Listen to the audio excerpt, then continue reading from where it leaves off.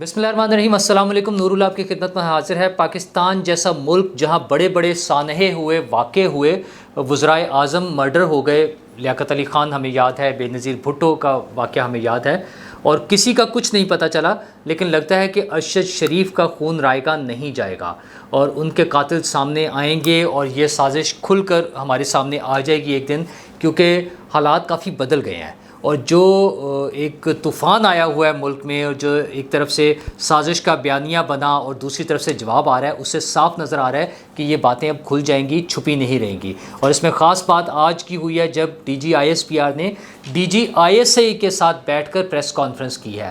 وہ D G I S آئی جن کی پالیسی یہ تھی کہ میری تشہیر نہیں کرنی، ان کی تصویر شائع نہیں کی جاتی تھی، کہیں وہ سامنے نہیں آتے تھے، کسی ویڈیو میں ان کا کوئی ذکر نہیں ہوتا تھا، انہوں نے ڈائریکٹ سامنے بیٹھ کر براہ راست پریس کانفرنس کی ہے، لوگوں کے سوالوں کے جواب دیے ہیں، اور سوال وہی ایک تھا کہ ارشد شریف کو کس نے قتل کیا ہے، اور پھر اس کے ساتھ اور چیزیں بھی شامل ہوتی گئیں۔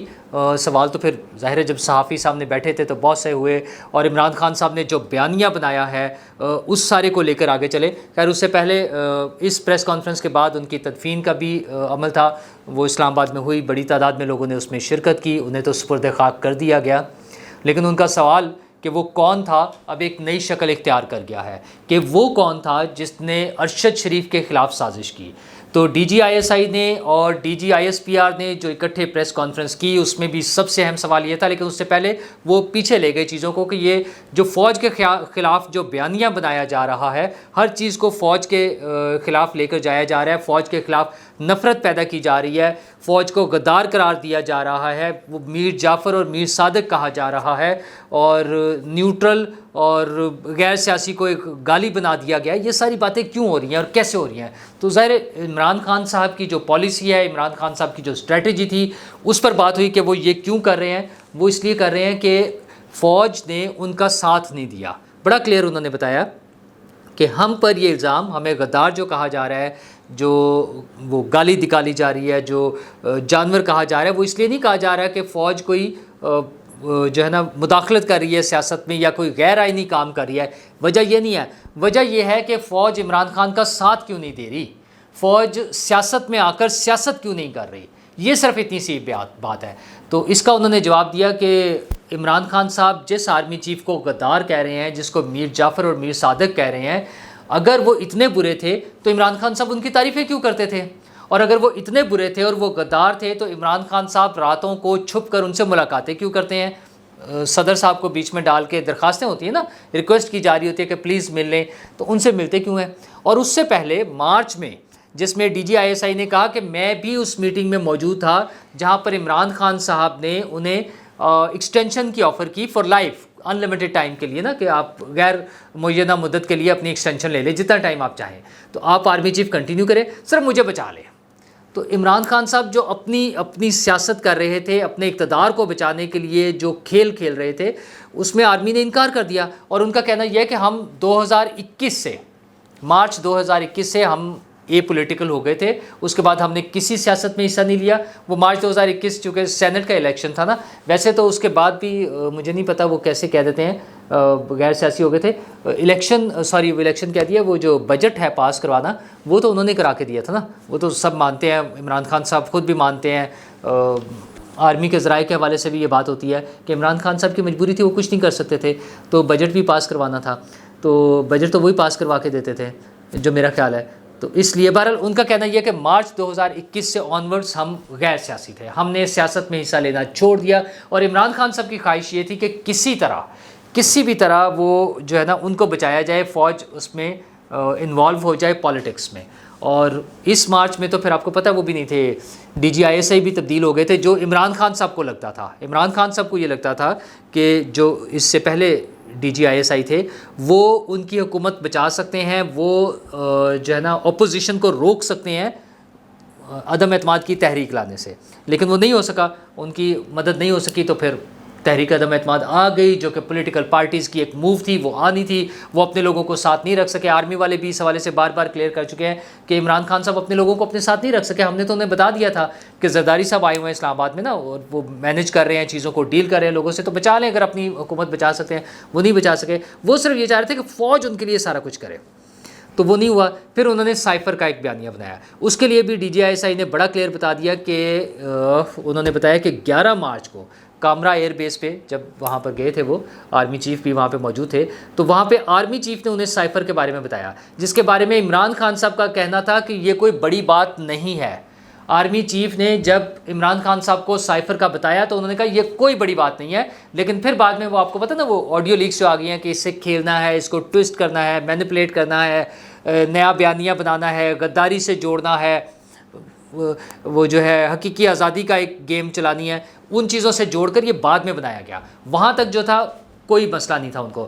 دوسرا ان کا بڑا ویلڈ کویسچن ہے کہ عمران خان صاحب اور ان کی پارٹی کہتی ہے کہ اس کو چھپایا گیا تھا. تو اگر چھپایا گیا تھا, شاہ محمود قریشی صاحب کی وزارت تھی نا, تو جن لوگوں نے چھپایا تھا ان کے خلاف کارروائی کر لیتے. 9 اپریل تک عمران خان صاحب وزیر اعظم تھے نا. 9 اپریل کو جب وہ باہر ایمبولینسیں اور وہ آئی ہیں پریزن وین, تب ڈر کر بھاگے نا, اس وقت تک تو وزیر اعظم تھے. تو اس پہ کارروائی کیوں نہیں کی؟ 11 مارچ کو آرمی چیف نے انہیں بتا دیا تھا, 27 مارچ کو انہوں نے لہرا کے وہ پبلک کو بتایا, دکھایا, تو اس کے بعد بھی آپ کے پاس جو ہے 12 دن تھے, آپ ان کے خلاف کارروائی کر لیتے. نہیں کی, کیونکہ سارا ڈرامے بازی تھی. پھر آگے وہ ارشد شریف کی ڈیتھ پہ, یہ جو ارشد شریف کی ڈیتھ ہے, جو لوگوں کو لگ رہا تھا کہ عمران خان صاحب اس کو کیش کرانا چاہ رہے ہیں, اس سے فائدہ اٹھائیں گے, مجھے تو لگتا ہے کہ یہ عمران خان صاحب کو لے ڈوبے گی. کیونکہ عمران خان صاحب نے پہلے سٹارٹ یہاں سے لیا نا کہ میں نے انہیں نکالا تھا, میں نے بھیجا تھا, اور مجھے پہلے سے پتا تھا سازش کا. تو سازش کیا تھی؟ سازش یہ تھی کہ 5 اگست کو KP حکومت نے ایک تھریٹ الرٹ جاری کیا, جو طالبان کی طرف سے بنا کے, کہ طالبان نے مطلب بنایا نہیں, ان کو بتایا کہ طالبان کی طرف سے تھریٹ ہے, اور یہ تھریٹ الرٹ جو ہے KP گورنمنٹ نے کیا, اور ان کو ڈرا دیا گیا کہ آپ کو قتل کر دیا جائے گا. اچھا ویسے طالبان کو کیا مسئلہ تھا ارشد شریف سے؟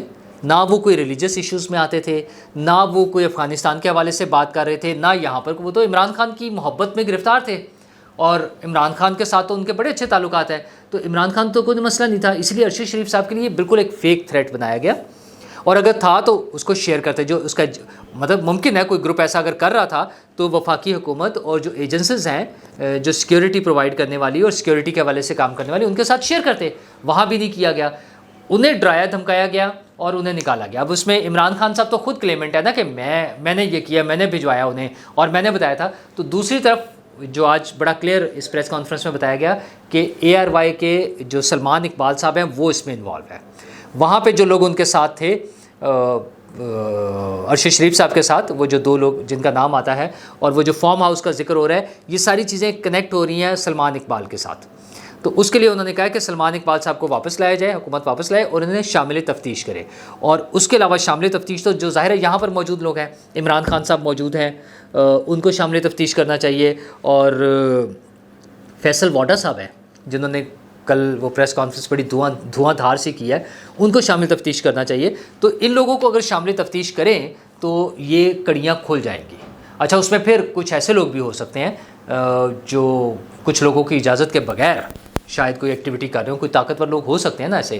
تو جب یہ تحقیقات ہوں گی, عدالتی کمیشن بن گیا ہے, انویسٹیگیشن ٹیم کینیا چلی گئی ہے, ساری چیزیں کھل رہی ہیں, تو انہوں نے کہا ہمارا تو اب اس میں کوئی مسئلہ نہیں, ہم نے تو اپنا بندہ بھی واپس نکال لیا نا, تاکہ نیوٹرالٹی نظر آئے, کوئی اس میں پریشر والی بات نہ آئے کہ انہوں نے کچھ ان پٹ دیا زیادہ. وہ تحقیقات کریں, تحقیقات کر کے سامنے آ جائیں. تو اب پھنسیں گے عمران خان صاحب, کیونکہ سلمان اقبال صاحب, عمران خان صاحب, ارشد شریف صاحب وہاں پہ کس سے رابطے تھے, کیسے نکالا.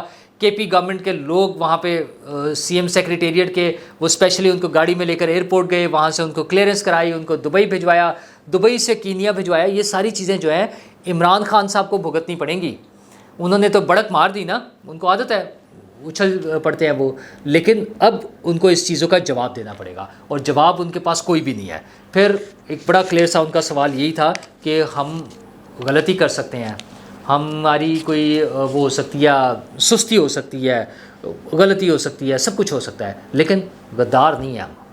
یہ انہوں نے بڑا کلیئر میسیج دیا ہے. تو یہ جو غدار والا بیانیہ تھا نا, یہ نہیں چل سکے گا عمران خان صاحب. تو عمران خان صاحب جو اس کو کیش کرا کے ارشد شریف کی ڈیڈ باڈی سے کھیلنا چاہتے تھے, اس پہ سیاست کرنا چاہ رہے تھے, مجھے تو لگتا ہے کہ یہ اب اپنے خاتمے کی طرف جا رہا ہے.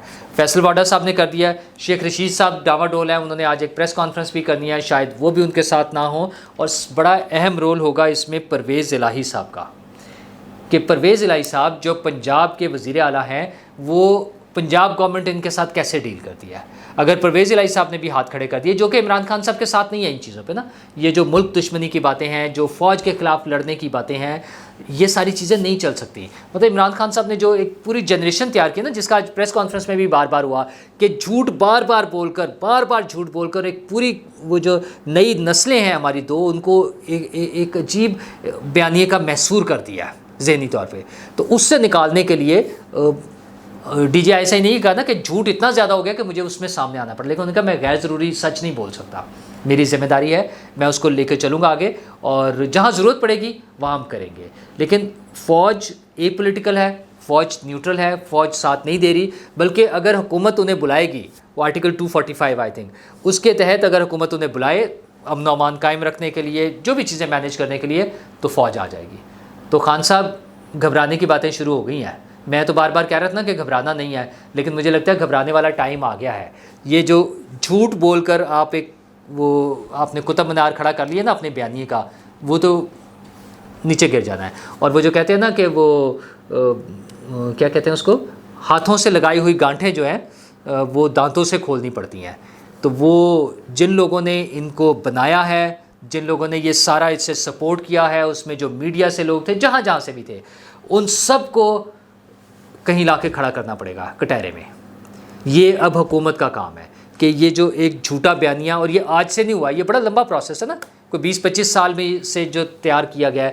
تو یہ جو سیاسی حکومت ہے, اتحادی حکومت جو ہے, جس میں بڑی بڑی سیاسی پارٹیوں کے سب لوگ شامل ہیں, یہ اب ان کا کام ہے کہ اس کو ونس فار آل اس کو سیٹل کرنا ہے. تو جو بھی ذمہ دار ہیں وہ جہاں بھی ہیں, وہ ریٹائرڈ ہیں, وہ کہیں آفس میں بیٹھے ہیں, وہ میڈیا میں بیٹھے ہیں, وہ جوڈیشری میں, جہاں بھی ہے, جو بھی جہاں, ان سب کو پوائنٹ آؤٹ کریں, ان کو لا کے سامنے کھڑا کریں, وہ لوگ معافی مانگیں اور آئندہ کے لیے توبہ کریں. اور آئندہ کے لیے بس ایک چیز سمپل سا حل ہے کہ آئین پر پابندی کے ساتھ عمل کرنا ہے. ایک بک ہے, وہ لکھی ہوئی ہے کہ کس کا کیا رول ہے, سب لوگ اپنے اپنے رول میں آ جائیں, یہ سارے مسئلے ہمارے ملک کے ختم ہو سکتے ہیں. ہاں, سیاست کرنے کے لیے آپ کریں, آپ وہ جو ہے نا, وہ جو ہم کہتے ہیں کہ لیول پلینگ فیلڈ دیں, سب کو دیں, لیکن آپ کچھ لوگوں کو باندھ کے, کچھ لوگوں کو لانے کے لیے, اور وہ 5 سال کا منصوبہ ہے, 10 سال کا منصوبہ بنا رہے ہیں, 20 سال کا منصوبہ بنا رہے ہیں, 5000 بندے مارنے ہیں, 6000 بندے مارنے ہیں, ان چیزوں سے نہیں چلیں گی چیزیں.